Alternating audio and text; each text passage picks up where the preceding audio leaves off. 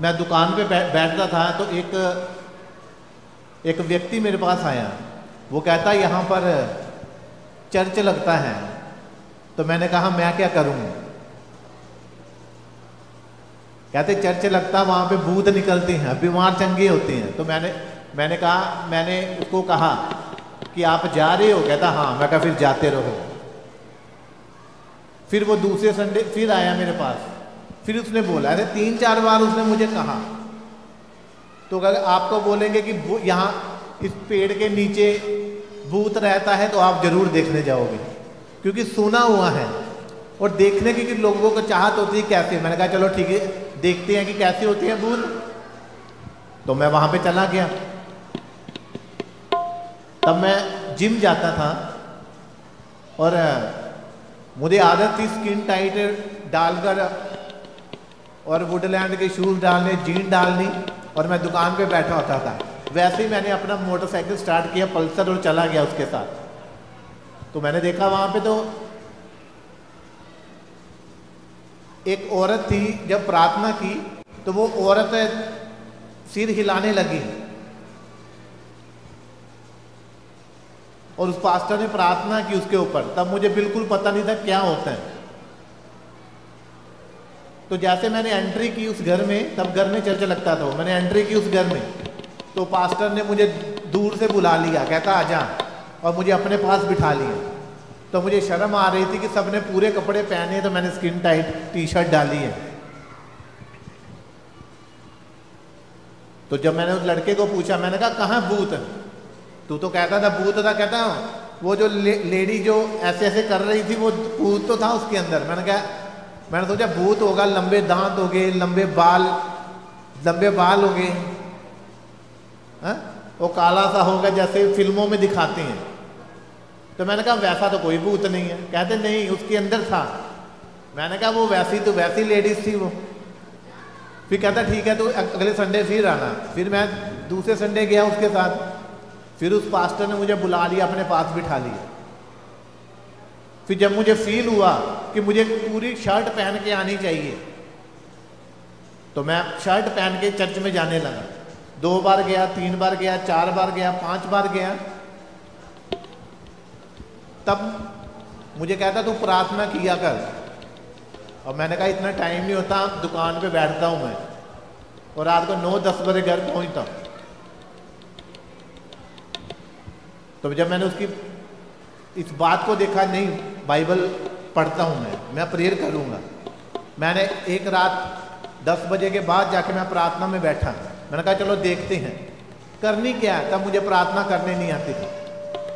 एक बार मुझे प्रार्थना करने के लिए कहा गया, तो मैंने पेपर पे लिख लिया, पेपर पे लिख के, और जब मेरी बारी आई प्रार्थना करने की, तो मैंने वो लिखे हुए को पढ़ रहा था। मैं, सबकी आंखें बंद थी और मैं आंखें खोल के लिखे हुए को पढ़ रहा था।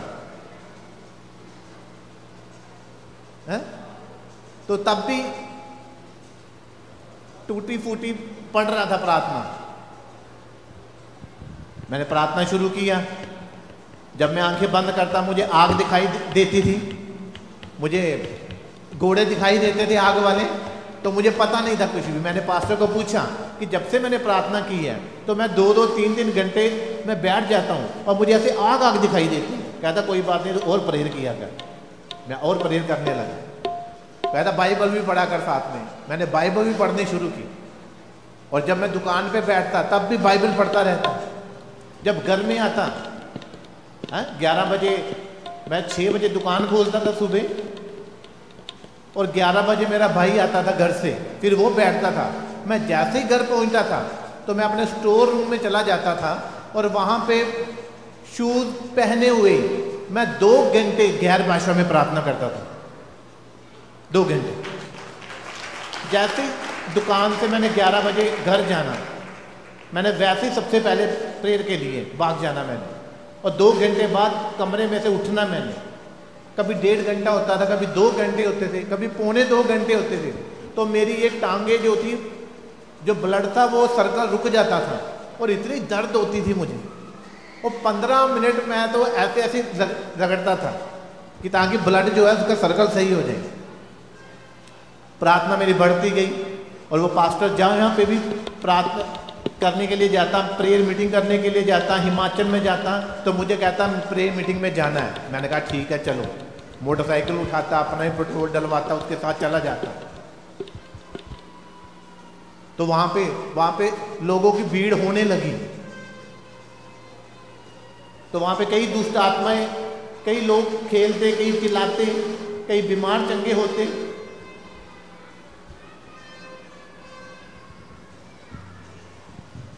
तो मैंने अपनी प्रार्थना को बढ़ा दिया, और जब भी कोई दुष्ट आत्मा वाला केस आता तो पास्टर मुझे कहता जाओ जाके प्रार्थना करके आओ। तो मुझे तो डर था कि ये दुष्ट आत्मा, सुना हुआ बचपन से, तब डर तब नहीं निकला था मेरा।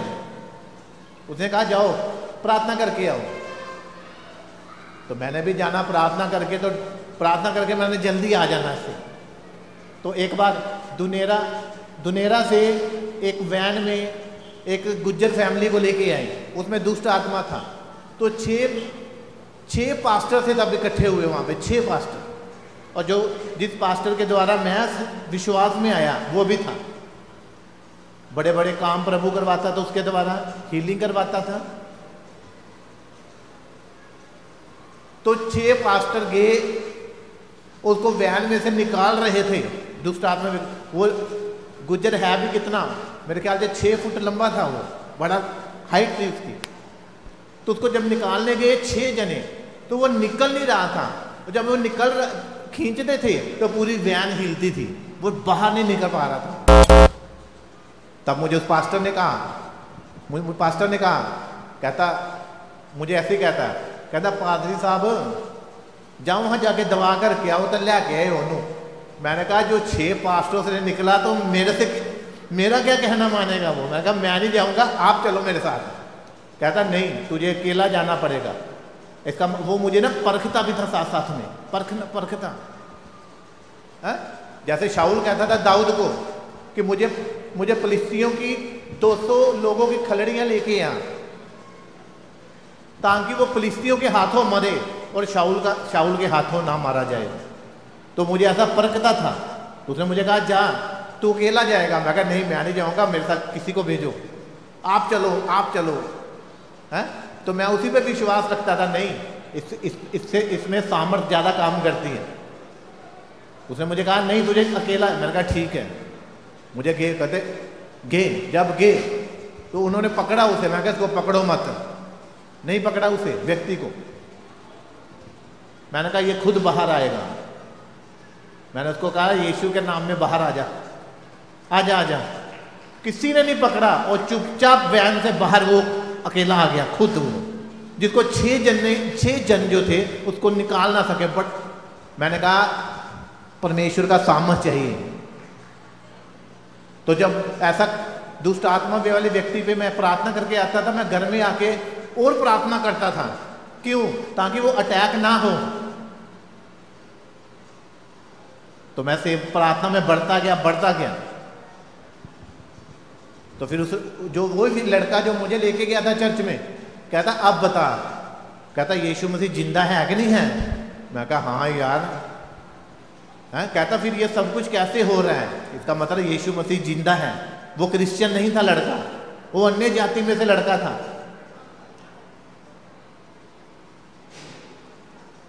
तो मैं सेवा में जाना शुरू हो गया। तो मैं दुकान छोड़कर शाम को 6 बजे के बाद जाता था मैं। तो मेरे फादर मुझे कहते जाता, कहते पादरी जेड़े है ना, कहते वो भूखे मरते हैं, उनका कोई खर्चा खुर्चा नहीं चलता, तू पादरी ना बन और दुकान पे काम कर, तभी तुझे रोटी मिलेगी। मेरे फादर मुझे कहते। तो 6 बजे के बाद जब दुकान बंद करते थे हम, तो मैं बाहर से निकल जाता था हिमाचल में चले जाना। जब रात को आना सर्दियों में, सुबह 4 बजे 5 बजे मीटिंग ख़त्म करके आना, क्योंकि 6 बजे मुझे दुकान खोलनी होती थी। तो मेरे घुटने बिल्कुल ठंड से, तब कोई इनर नहीं था, अकेली पैंट होती थी, तो इतनी ठंड होती थी। तो जाते मैंने जाना, फिर दुकान पे बैठ जाना।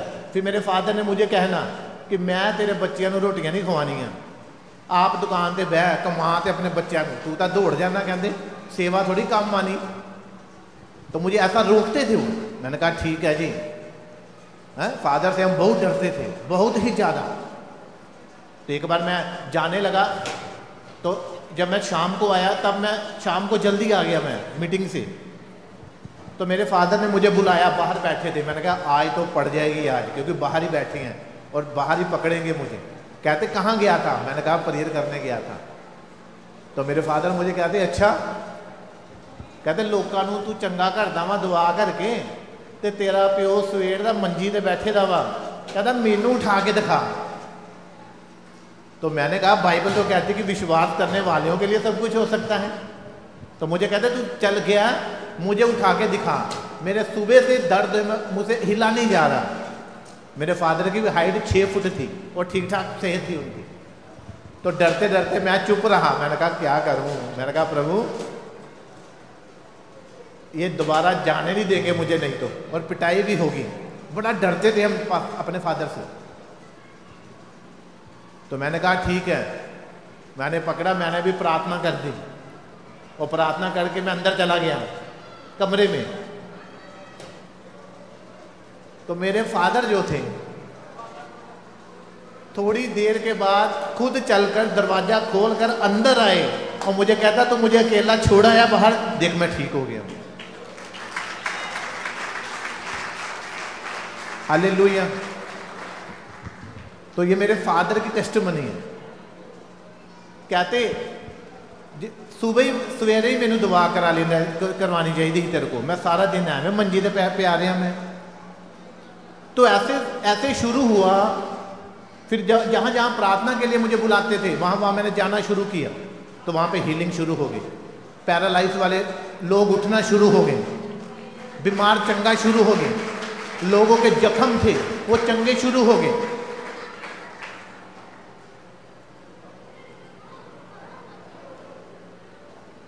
फिर क्या हुआ?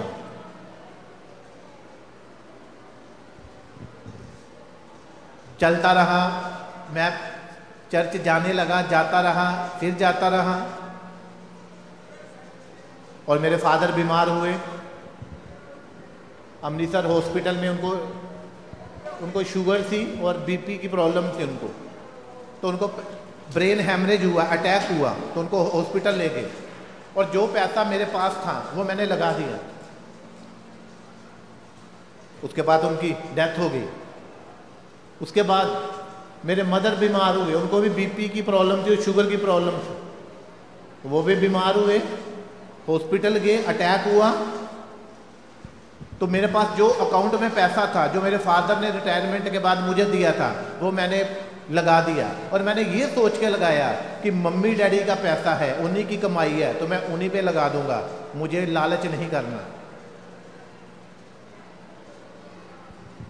तो अब मुझे सिक्योरिटी गार्ड की नौकरी करनी पड़ी, तो मैंने की, क्योंकि बाइबल कहती थी कि जो अपने घर का प्रबंध करना जानता है वो मेरी कलीसिया को भी प्रबंध कर सकता है। जो अपने फिर मैंने जॉब शुरू की सिक्योरिटी गार्ड की। तो वहाँ पे संडे छुट्टी नहीं मिलती थी। संडे 4 दिन की छुट्टी लेता था मैं हर संडे की, और वो पैसे काटते थे। मैंने कहा पैसे काटो। कहते गिल साहब तानू कोई प्रॉब्लम नहीं कि थोड़े पैसे कट्टे कर दे।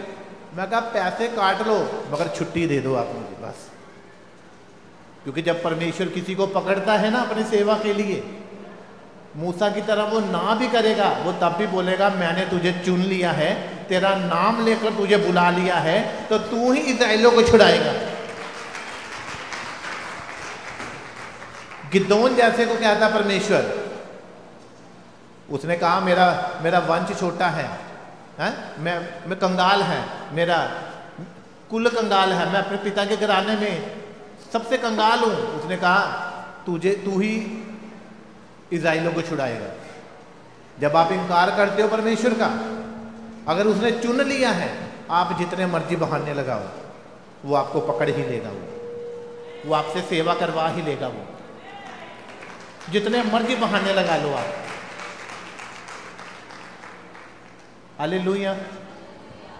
तो जब वहां पे सिक्योरिटी गार्ड का चिंतपूर्णी हॉस्पिटल है हरियाल में खड्ड में, वहां पे मैं 4000 में नौकरी करता था। तो जब मैंने इस वचन को पढ़ा तो उस वचन के ऊपर मैंने काम किया। मैंने कहा नहीं, मैं काम करूंगा। पैसा तो था ही नहीं है। और मैंने 1 साल के बाद सिक्योरिटी गार्ड की जॉब करता, प्लास्टिक के जूते लिए 90 रुपए के। बड़ा खुश था कि नए जूते लिए मैं उस वक्त। क्यों? क्योंकि कुछ भी नहीं था। क्यों की सिक्योरिटी गार्ड की नौकरी? क्योंकि पैसा होता तो कोई क्यों सिक्योरिटी गार्ड का काम करे। फिर उसके बाद मेरे पास 500-600 रुपया था। मैं साबुन खरीदता था, सर्फ खरीदता था, और मैं हिमाचल में फेरी लगाने चला जाता था। मैंने वो भी काम किया, फेरी का काम किया। क्यों? क्योंकि वजन के अनुसार कि अगर तू घर का प्रबंध, मैं कहा प्रभु मैं अपनी कमाई से, अपनी मेहनत से अपना घर चलाऊंगा, और जो तेरा दान होगा वो मैं चर्च में लगाऊंगा। तो मैंने ऐसा ही किया, प्रभु को दिखाया कि मैं लालच के लिए सेवा नहीं कर रहा हूं, मुझे सचमुच तेरे लोगों को बचाना है, तेरी रूहों को बचाना है। तो वो आज तक मेरा चरवाहा बना रहा है, और बना भी है वो आज तक। सोचो, तो मेरे रिश्तेदार कहते ले ये तो इसके पास पैसा है, ये बहाने बनाता है। मैंने कहा अगर बहाने बनाता हूं तो मैं क्यों सिक्योरिटी गार्ड का काम करूं जो मैंने किया ही नहीं? क्यों मैं रात को जाकर क्यों मैं गांव में धूप में घूम गया हूं मैं?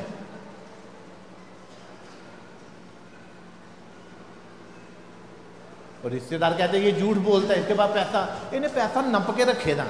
मैं कहा हाँ रखा है, स्वर्ग में रखा है। मैंने कहा जब वो आएगा तो मैंने कहा आप ही देखोगे। मोहल्ले वाले देखते थे, इधर उधर देखते थे मुझे। जब हम जाते थे मोटरसाइकिल पे तब देखते थे, जब आते थे तब देखते थे। कहते हाँ, पीछे पीछे से बातें करते थे।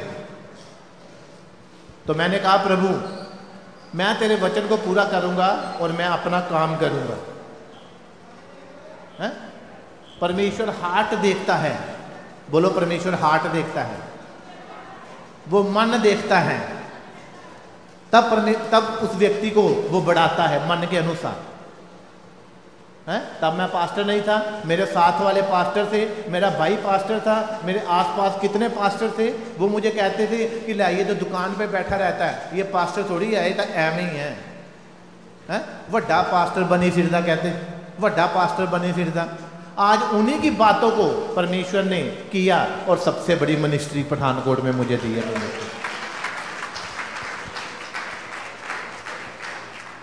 ये घमंड नहीं, ये परमेश्वर की दया है। वो जिसको चाहता है उसको देता है, जिसको चाहता है उसको बढ़ा देता है। अब आसपास वाले पास्टर क्या कर रहे हैं? वो विरोध कर रहे हैं, कोई प्रॉब्लम नहीं, क्योंकि मेरे से पहले से पास्टर थे वो। और जब शाऊल ने देखा कि दाऊद की तारीफ हो रही है कि दाऊद ने हजारों लाखों को मारा और शाऊल ने हजारों को मारा, तो शाऊल दाऊद का दुश्मन हो गया। बस बात यही है।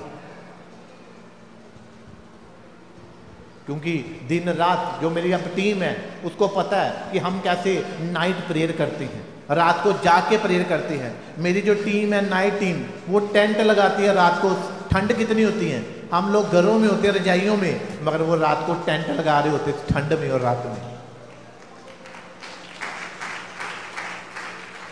हालेलुया। क्यों?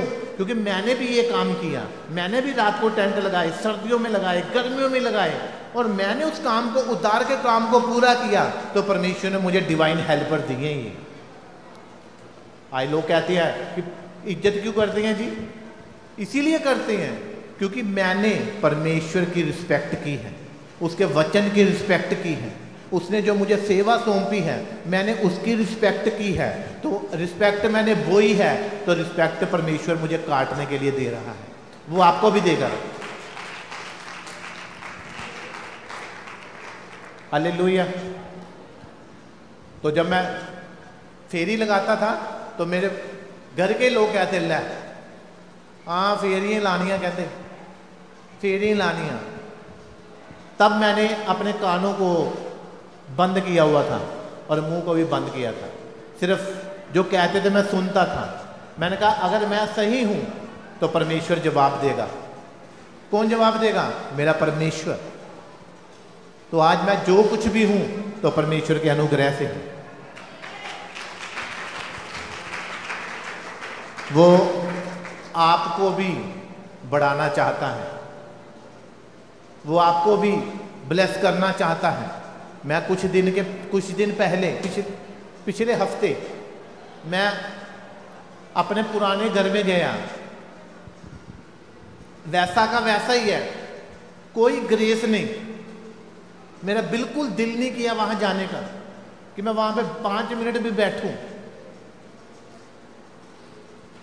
और जब वहां पे किसी व्यक्ति से बात हुई मेरी, दुकानदार से, तो कहते गिल साहब कहाँ रहते हो आजकल? मैंने कहा मैं रेंट पे रहता हूँ। कहते आपका तो अपना घर है? मैंने कहा हाँ है, और एक प्लॉट मैंने बेचा है और परमेश्वर के लिए जगह ली है। मैंने कहा चर्च की जगह ली है। कहते अच्छा। बोलते आप कितनी जगह ली? मैंने कहा 80 मरले। तो मेरे मुंह की तरफ देखने लगा। कहता सच में? मैंने कहा हाँ। कहते आपने ले ली? मैंने कहा परमेश्वर ने दी, दया करके। हालेलुया। जब हम, जो बाइबल कहती जो तुझसे मांगे छीन ले, कहते छीनने दो, मैं तुझे 30, 60 और 100 गुना करके दूंगा। मैं तू इसीलिए छीन रहे हैं क्योंकि तू मेरे नाम के कारण तुझसे छीन रहे हैं। कहते मैं तुझे बढ़ाऊंगा, और सच में वो बढ़ाने वाला परमेश्वर है। यूसुफ जो पोतीफर के घर में काम करता था, नौकर था, परमेश्वर ने, तो यूसुफ जो था वो कोई गरीब बाप का बेटा नहीं था, वो अमीर बाप का, उसका दादा, उसका पिता देखो कितने कितने धनी थे वो। तब भी वो पोतीफर के घर में पोचे लगा रहा था। मगर परमेश्वर ने क्या किया? उसकी वफादारी, ईमानदारी को देखकर उसे बढ़ा दिया।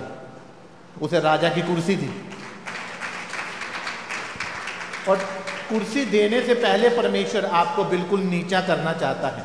यूसुफ को पहले पोतीफर के घर में, कभी उसने अपने घर में पोछा नहीं लगाया था यूसुफ ने, कभी पौधों को पानी नहीं दिया था। आज बहुत कम लोगों की समझ है कि वो असली पास्टर को कैसे पहचाने।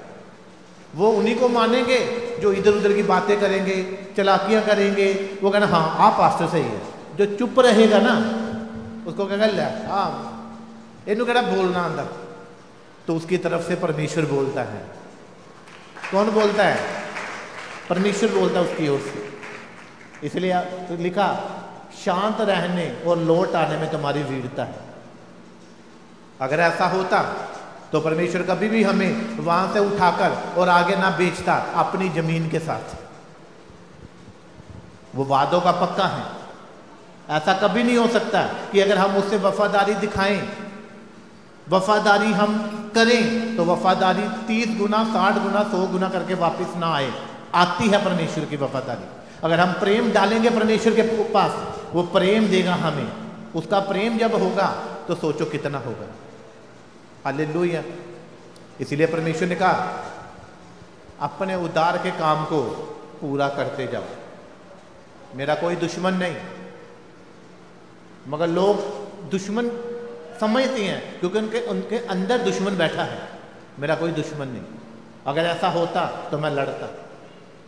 मैंने जब अपने घर वालों से कहा, सिस्टर से कहा कि अब मुझे देखो मेरी मिनिस्ट्री बढ़ रही है, अब मुझे जो है मेरा हिस्सा जो बनता है मुझे दे दो।